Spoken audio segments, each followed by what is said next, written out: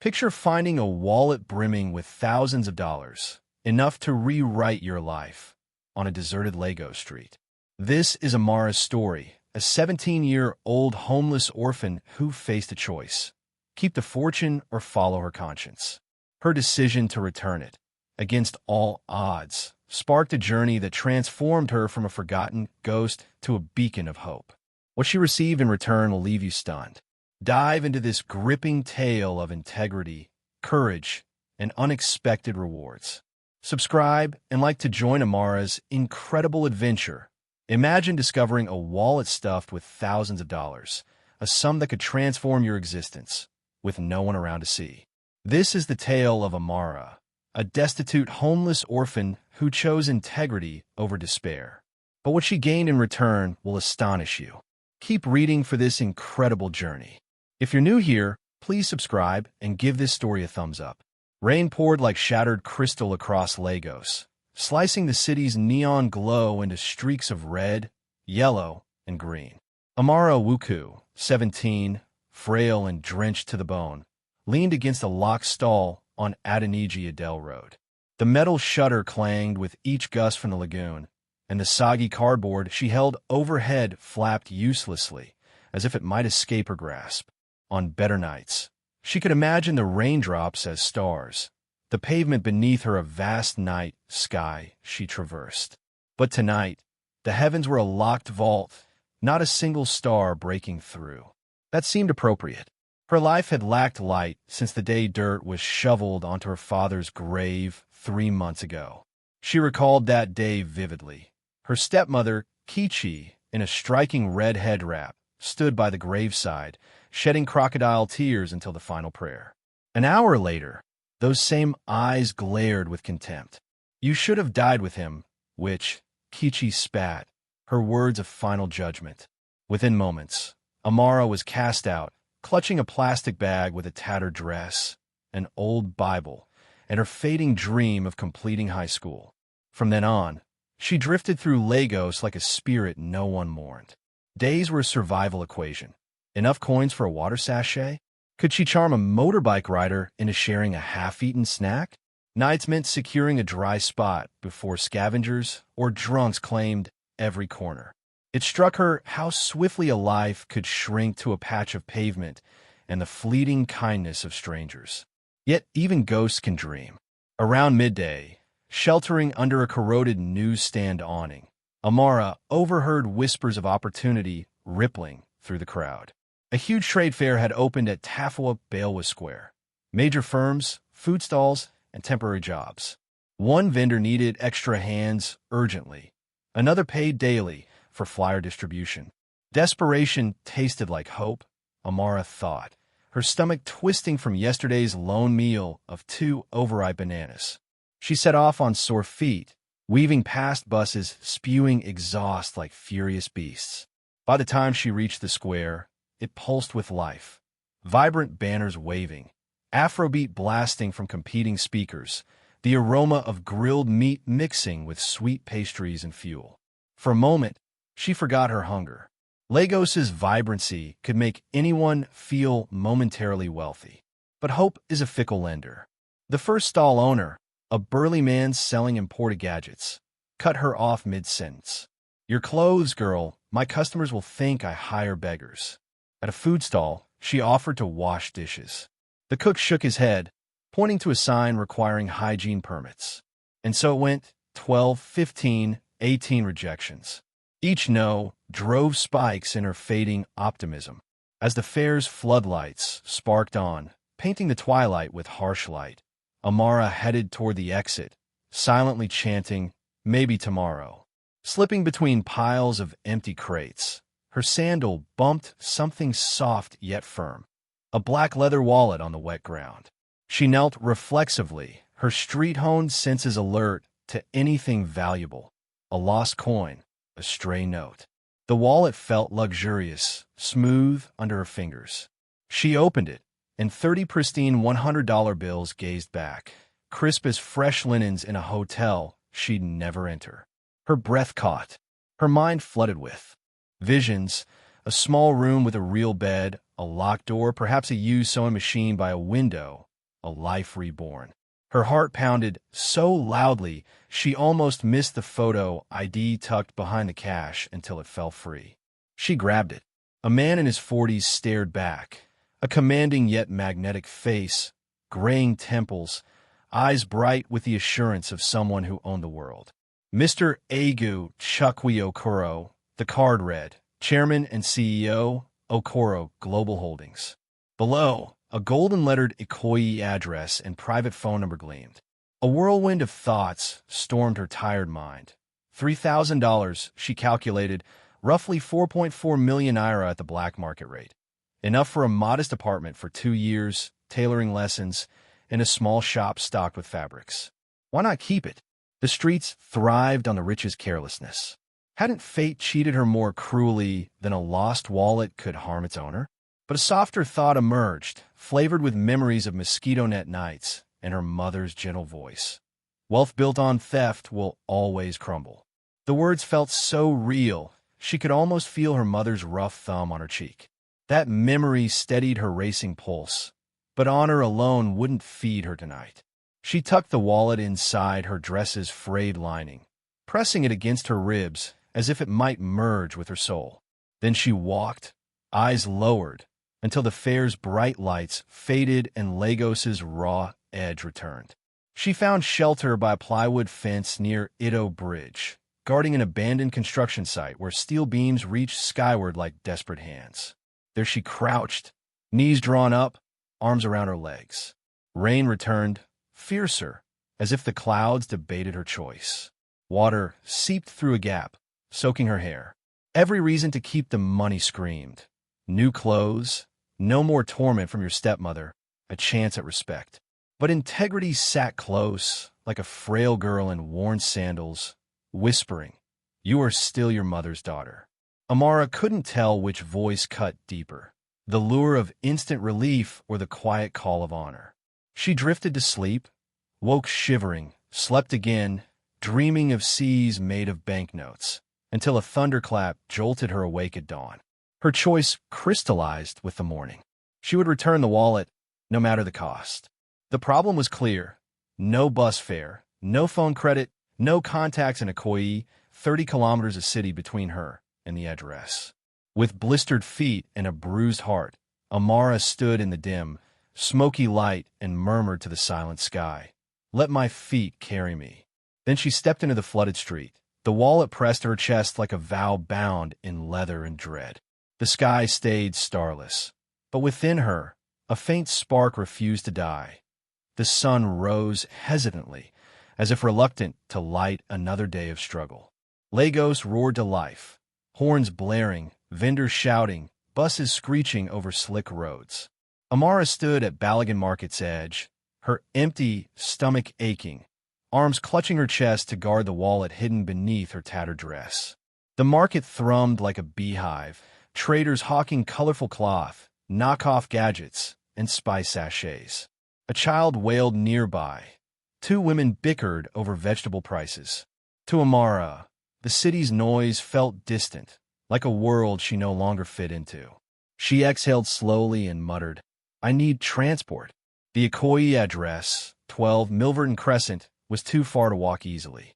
The bus fare from CMS to Enkay cost 2,000 naira, but Amara had only 100.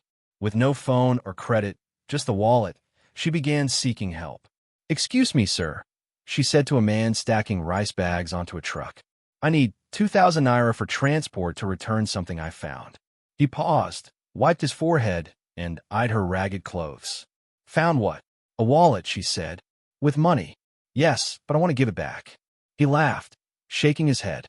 "God gives you a gift, and you want to throw it away?" He hoisted a sack and turned. "Use it to escape poverty. Nobody will bless you like this again." Amara's throat tightened. She approached a woman selling fried plantain. "Please, ma, I need 2,000 naira to return something valuable." The woman frowned. "Return to who?" "A man in Enkay. I found his wallet." The woman chuckled.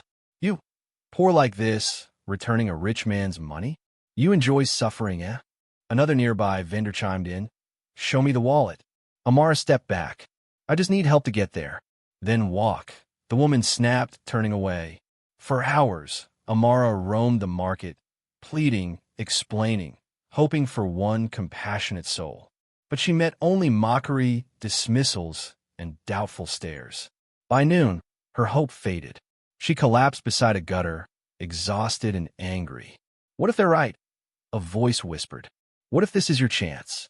Why give it back to someone who has everything? She opened the wallet again, hands shaking. The dollar bills sat pristine. Tempting. She could rent a room in Mushin, eat properly, start anew. Her stomach growled. She hadn't eaten in nearly 2 days. Her slippers were shredded, her body sore from sleeping on concrete. This is grace, the voice urged. God has seen you. But another voice, deeper, stronger, rose like a tide. If you take what's not yours, how will your story stay pure? Didn't Mama teach you? What good is comfort if it costs your honor? Amara lowered her head, the wallet on her lap. She remembered her mother's hands, sewing torn clothes for free, holding her close during storms, striking her once for lying.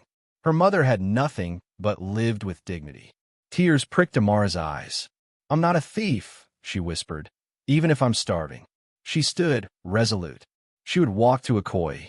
With no map but a vague memory from a school trip, she started, passing Idamoda, then CMS, asking directions at every corner. Some ignored her, others shrugged. One motorbike rider said, walking to Enkay, you need a prophet's strength. She smiled faintly. Then let that strength carry me. She walked, carrying the wallet like a treasure. Not just money, but her conscience, unyielding. As the sun sank, Lagos glowed gold and shadow. Her legs shook, her skin itched with sweat and dust, yet she pressed on. She slept that night under a tree by a deserted shed, clutching her bag like a lifeline. Mosquitoes bit, hunger gnawed, but peace sustained her enough to rise at dawn. She walked on, driven not by fear of poverty, but by the resolve to do right, even if the world called it foolish. By the second evening, her feet were swollen, each step a stab of pain. Her mouth was parched, her vision occasionally blurred, her skin darkened by sun and grime. Still she walked. In Falomo, strangers stared, some curious, others repelled. A few avoided her, as if she carried plague. Her back ached from her bag, but the wallet, hidden against her chest, weighed heavier, a test of principle, a fire in her soul. At noon on the third day, she reached Enkay. The landscape shifted. No more cracked walls or noisy markets, but sleek glass towers and trimmed lawns. Palm trees lined gated estates. The air smelled of wealth. People walked with purpose, shoes clicking. Amara glanced at her torn slippers, her dusty toes. Her heart raced with doubt. She approached a security guard outside a chic cafe, showing him the ID card. Please, can you tell me where this address is? He studied the card, then her. This is Milverton Crescent. It's close. He paused, eyeing her. Who are you visiting? Mr. Egu Okoro, she said. He smirked. Be careful. They don't like uninvited guests here. She thanked him and kept walking, fear mounting. What if they didn't believe her? What if they called her a thief? She reached 12, Milverton Crescent, facing a towering black gate with gold initials, Okoro. Cameras watched from every angle, walls stretching skyward. She hesitated. Ring the bell? Shout? Would they even let her in? Her reflection in the gate's polished surface startled her. Dirty face, matted hair, nothing like someone who belonged here. Yet she pressed the intercom, hand trembling. Yes, a voice crackled. I need to see Mr. Egu. It's urgent. A pause. Who are you? I found something of his. A wallet. I'm here to return it. Silence. Wait there. Minutes later, the gate opened, and 2 security guards stepped out, sizing her up. One scoffed. You say you have Oga's wallet? She nodded. Yes, I just want to give it back. The other laughed. You found money in the gutter and think it's your ticket to heaven? Amara stayed calm, pulling the wallet from her dress. This is his. I want to return it. One guard reached for it. No, she said, stepping back. I'll give it to him myself. The first guard's eyes narrowed. You don't understand English? Oga doesn't see dirty people looking for miracles. Drop it, or we call the police. She stood firm. The gate slammed shut. Amara didn't move, her body shaking but resolute. Her stomach growled. She hadn't eaten in over a day. Her legs threatened to collapse, but she stayed, even as night fell and the air grew cold. She sat on the pavement, clutching the wallet, ignoring passers-by's whispers. She dozed, head against the wall, the moon her only witness. At dawn, a street cleaner's hose splashed her foot. "Go home," he muttered, but Amara stayed. As sunlight touched Enkay's streets, the gates opened again. A convoy of sleek SUVs rolled out. Amara stood, heart pounding, and stepped in front of the lead vehicle.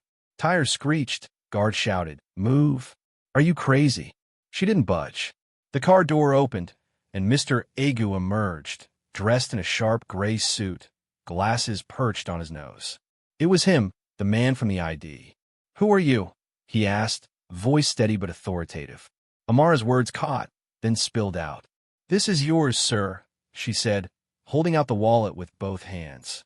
Mr. Agu. Okoro stood motionless, his gaze locked on the thin, dirt-street girl who had halted his convoy. The morning sun barely warmed Enkay's streets, but the tension at 12, Milverton Crescent was electric. Amara stood, legs trembling, offering the wallet like a tribute.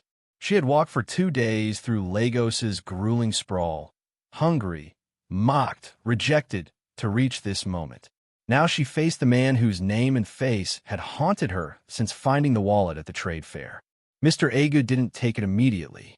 He studied her worn clothes, sunburned skin, shaking hands, not with disdain, but with curiosity. Something in her unyielding stance made him pause. A guard leaned in. "Sir, should we?" Agu raised a hand. "No." He stepped closer, gently took the wallet, and examined it. The 30 bills, his ID, even a hidden card were untouched. He looked at her. "You found this?" She nodded. "At the trade fair 3 days ago. I didn't know how to reach you at first. I walked here." "Walk?" "Yes, sir. No one would help with transport, but I had to return it. It's not mine." The Maybach's driver honked lightly, confused. The convoy idled. Agu waved them back. "Cancel the trip." "But, sir," a guard said, "your Victoria Island meeting." "Postpone it," Agu said sharply. "Something more urgent is here." He turned to Amara. "Come inside." Her eyes widened. "Inside, sir. You've earned a bath, a chair, and a meal." The gates opened like a curtain parting, and Amara followed Agu into a world she'd never dreamed of entering. The compound was a private empire, manicured lawns, sculpted roses, a fountain sparkling like liquid crystal. The mansion loomed, all marble and glass, its driveway so pristine her dusty feet felt like an offense. Inside, the air was cool, scented with luxury. Amara barely noticed, too focused on staying upright. Her legs wobbled from hunger, her lips quivered. A maid appeared, gasped at Amara's state, and hesitated. Agu waved her forward. "Take her to the guest room, prepare a warm bath, bring her food, something hearty. She's walked days." The maid faltered. "Sir, she's filthy." "I know," Agu said calmly. "That's why I said bath."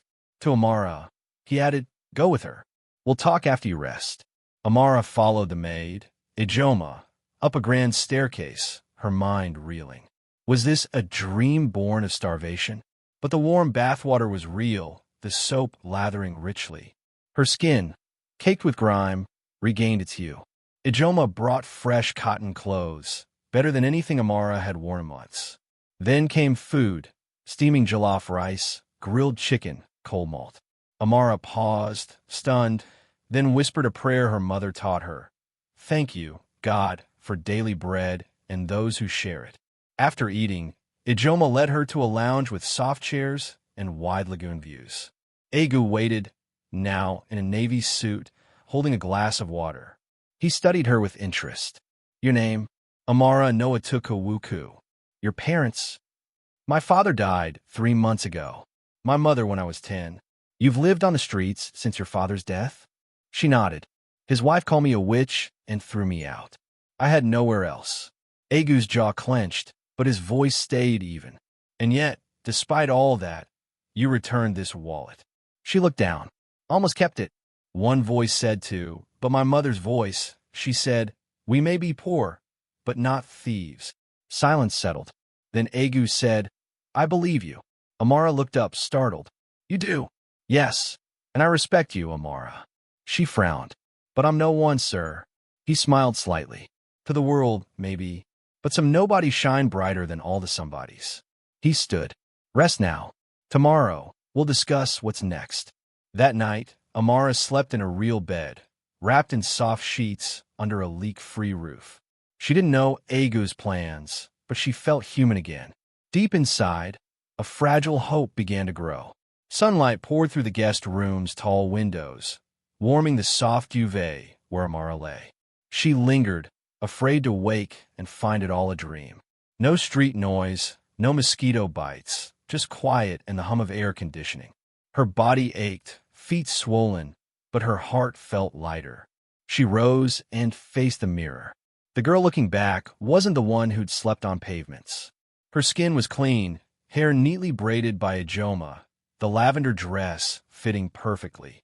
She looked dignified for the first time. A knock came. Come in, Amara said. Ijoma entered with a breakfast tray, yam porridge, mango slices, fresh juice. Oga wants you in the study after you eat, she said, smiling. Amara nodded, eating slowly, wondering why a billionaire would cancel a meeting for a street girl. Egu's calmness puzzled her. She had expected arrogance, not kindness. She steeled herself. Whatever came next, she had no regrets. The study was steeped in legacy.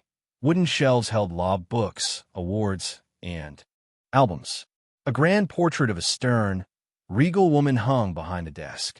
Amara paused, drawn to her gaze. My mother, Egu said, entering. She taught me how to read people. Amara greeted him respectfully. He motioned to a chair. She sat, heart pounding. He folded his hands. Thank you again, Amara. Returning that wallet wasn't just rare. It was extraordinary. I just did what felt right, sir, she said. Even when you had every reason not to. She nodded. Yes, sir. He leaned back. Tell me your story from the start. You mentioned your father's death, your stepmother. Amara hesitated, then shared. Her mother's death when she was young, her father's remarriage to a woman who rejected her, her love for school, her dream of teaching, the collapse of her world when her father died. She called me a witch, Amara whispered, eyes wet. Said I caused their troubles. She burned my books and chased me out with a bag of clothes. Egu's jaw tightened, his face unreadable. I begged for work, cleaning, hawking, but it wasn't enough. I slept in stalls behind shops. When I found your wallet, she met his gaze, I thought it was God's answer to my pain. But you didn't keep it, Egu said softly. No, my mother said, don't steal another's peace. I wanted to sleep without guilt. Silence stretched. Egu walked to the window. Most people wear masks, Amara. They smile to hide cruelty, give to gain power. But you, he turned, gave back what you needed most when the world gave you nothing. Her eyes brimmed. I didn't want a reward. I just wanted to do right. He nodded. That's why you deserve one. She froze. Sir, this isn't charity, he said. I see strength in you, integrity. Your future shouldn't be street corners. That stops now. Amara was speechless. He opened a file. I'm enrolling you in a development program. Courses, mentorship, and a role in my company. But I'm not qualified, she stammered. You have what money can't buy, he said. A clear conscience. His eyes clouded briefly, as if recalling pain. The world rarely rewards people like you. But I will. Her voice broke. Why are you so kind to me? He smiled faintly. Kindness might be the only wealth worth having. That evening, Amara stood on the guest suite's balcony, watching the lagoon. She felt overwhelmed yet calm. For the first time in years, she wasn't invisible. A question stirred. Who was this Mr. Egu, and why did this wallet matter so much? She didn't know yet, but the answer was coming, and it would reshape her life. The next morning, Amara stood on the vast balcony, the lagoon breeze ruffling her braids. The sky was golden, no longer crushing her, but lifting her. The mansion hummed with quiet activity, but her thoughts lingered on her journey. The roads, the mockery, the pain she carried like a locked chest. She couldn't believe she was here. Amara, Hagu called softly, holding a mug of tea, his demeanor warm, almost paternal. "Good morning, sir," she replied, stepping back. He smiled. "Sleep well?" "Yes, sir. Thank you. Join me for breakfast on the terrace." I had the chef prepare something special. They sat at a glass table under a blooming trellis, laden with pawpaw, yam and eggs, akara, and zobo juice. Amara ate quietly, unsure how to act around a billionaire. Egu sipped his tea, watching her. Then he spoke. "You must wonder why I'm doing this." She paused, spoon raised. "Yes, sir." He set his mug down. "You deserve the truth." He leaned back. 2 years ago, my mother, Mama Nonso, died. She was my rock, my guide. She always said, a person's worth isn't in their wallet, but their conscience. Amara listened, breathless. "Her death broke me," he continued. "I couldn't function. The house felt hollow. I started questioning my world, my staff, my partners. So, I began an experiment. I filled an old wallet with $3,000, added my ID, and left it in a public place." Amara's eyes widened. "You left it on purpose?" He nodded. "I wanted to see if anyone would return it. Not out of obligation, but choice." "Did they?" she asked cautiously. He met her gaze. "Not once. For 26 months, I dropped wallets in malls, airports, streets. I included my number, my address. No one returned them." Amara's heart raced. "I wasn't angry," he said. "Just disappointed. I thought maybe Mama Nonso was wrong, that no one did right without an audience." He stepped closer. "Until you." Silence hung heavy. "You, Amara," he said, "were the first in over 2 years to return it. You, who had every reason to keep it." Her lips parted in shock. "You were testing people?" "I was searching for someone with a true heart. You passed a test you didn't know existed. That's why I canceled my meeting. That's why you're here." She shook her head. "I don't know what to say." "Your actions said it all," he replied. He pulled an envelope from a drawer and placed it before her. She stared. "What's this?" "A cashier's check, $1 million. She gasped. "Sir, I can't." "You can," he said firmly. "This is a reward, a seed for your future." Tears streamed down her face. "I don't know how to handle money." "You won't be alone," he said. "You'll have mentors, a home, and a role in my Abuja company. Not as a servant, but a manager. We'll train you, but your heart, that's what sets you apart." Amara sobbed, overwhelmed by gratitude. "You're the person my mother believed still existed," Egu said softly. "You showed me character lives in overlooked places." He walked to the balcony's edge. "Those who kept the wallets failed the test. You didn't just pass, you gave me faith again." Amara stood, voice trembling. "Thank you, sir. I'll make you proud." He smiled. "I know you will." That night, in the same bed, no longer a guest, but a woman with a future, Amara prayed to her mother. "Mama, I didn't steal. And somehow, that's how I found everything I needed." She closed her eyes, and the stars shone for her. The envelope sat like a quiet giant, its weight hinting at life-changing power. Amara watched it as Egu spoke with his banker on the terrace, finalizing transfers. The lagoons sparkled under the morning sun, and for a moment, she wondered if Lagos had always been this lovely or if hope had sharpened her sight. Egu returned, smiling openly. "It's done. The check will clear today, and a Naira equivalent will be in your account." He handed her a folder. "These are deeds to a furnished 2-bedroom flat in Jabi, Abuja, near Okoro Global's headquarters." Amara opened it carefully, seeing her name, Amara Rose Noachiku, in bold print. Once, she feared that name would fade like dust. Now it was etched as registered owner. "Why Abuja?" she asked softly. "Lagos is where you endured," Egu said. "Abuja is where you'll grow. Our property division needs your vision. I can teach skills, not integrity." Her heart fluttered. "What if I fail?" "You walked 30 kilometers in broken sandals to do right," he said. "Failure takes less courage than that." The following week felt like a film scene. A tailor fitted her for sharp suits. A coach taught her to carry them with poise, shoulders square, head high. Mornings were spent with a tutor, brushing up on math and communication. Afternoons, she shadowed Egu in meetings where fortunes shifted with a signature. On Wednesday, the Okoro Global Board met. Executives eyed her curiously as Egu introduced her. "This is Miss Noachiku, our new community development manager for Abuja. She'll lead our affordable housing project." Whispers stirred. A gray-haired director spoke. "Sir, isn't this abrupt?" Egu's tone was firm. "Integrity isn't abrupt. She has my full trust." Amara straightened, recalling her lessons. Fear bows the head, purpose lifts it.